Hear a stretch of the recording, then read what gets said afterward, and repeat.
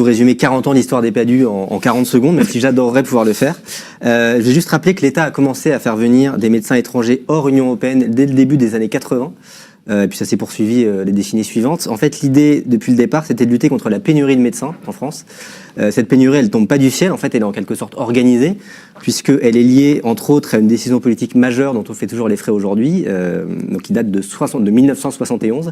À l'époque, les syndicats de médecins libéraux qui voulaient limiter au maximum le nombre de médecins en France pour éviter d'avoir trop de concurrence et de sauvegarder leurs revenus. Moins de médecins, moins d'ordonnances et moins de médicaments. C'est ça, exactement. Il y avait le numerus clausus. Exactement, on fait pression sur le gouvernement pour qu'il adopte le numerus clausus, c'est-à-dire le plafonnement du nombre d'étudiants admis en deuxième année de médecine. Et cette décision, elle a eu des conséquences absolument désastreuses en France, parce que pendant des années, les niveaux de recrutement de médecins étaient tellement faibles que du coup, ça ne suffisait pas à couvrir les besoins de la population. Et c'est pour faire face à cette situation de crise qu'on a fait venir des PADU, enfin que l'État leur a permis de s'installer en France, sans leur donner évidemment le statut adéquat. On sait, grâce au Conseil de l'Ordre, qui a publié une enquête récemment, qu'il y a près de 20 000 anciens PADU aujourd'hui inscrits à l'Ordre des médecins, qu'on les retrouve dans toutes les spécialités, généralistes, psychiatres, etc. Au passage, je rappelle qu'un tiers des gériatres en France sont des anciens PADU. Je trouve que c'est un chiffre suffisamment dingue pour être signalé. Et alors, pour savoir où exercent les PADU une fois qu'ils sont régularisés, on vous a préparé 2 magnifiques cartes. Ouais. Je ne sais pas si elles sont à l'écran. 2 cartes qui vont s'afficher à l'écran. Celle que ta chemise, mon cher. Voilà, donc je ne sais pas si ça se voit à l'écran, mais à votre gauche, c'est une carte avec les chiffres de l'adresse qui a été réalisée par France Inter, et à droite, c'est donc une carte qui a été réalisée, tu l'as dit Cyprien, par le Conseil national de l'Ordre des médecins. Alors à gauche, en gros, c'est la carte des déserts. Ouais, je vais peut-être commencer par la droite plutôt parce que c'est plus rigolo. Non, à gauche, c'est bien aussi. C'est la carte des déserts médicaux, donc c'est-à-dire c'est des zones où on manque cruellement de médecins. Je rappelle que c'est à peu près un quart de la population qui habiterait dans des zones de ce genre-là, donc c'est pas rien. Et à droite, c'est une carte qui montre les départements dans lesquels la proportion des PADU est la plus significative parmi les généralistes.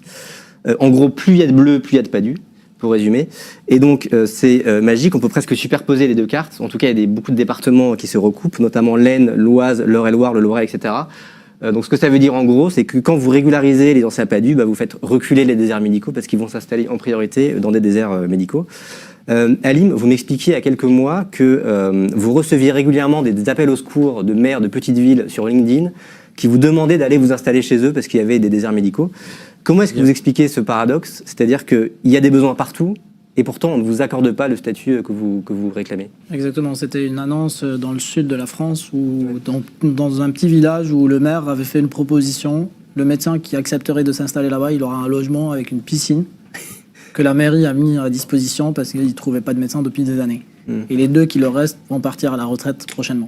Je vais expliquer que nous, on est des PADU, on n'a pas le droit de s'installer. Moi, j'ai pas le droit de quitter mon hôpital parce que je pourrais pas exercer ailleurs. C'est pas la volonté d'aller dans des déserts médicaux qui manquent aujourd'hui. Et c'est la raison pour laquelle, avec le syndicat Jeunes Médecins que je représente, je suis le représentant au ministère de la Santé, on a fait une proposition en ce moment, dire que 4000 PADU sont opérationnels tout de suite. Ouais. Ils exercent sur le territoire national, ils ont fait leurs preuves. La preuve, c'est le fait d'avoir reconduit leur contrat, comme il le disait le confrère Éric Delpierre tout à l'heure, c'est que s'il nous a renouvelé pendant 5 ans chaque 6 mois, c'est qu'on a déjà fait nos compétences. Et ces médecins-là, ils sont prêts dès aujourd'hui à partir combler ces manques qui sont dans les déserts médicaux. Il faut quand même qu'on arrive à trouver une solution.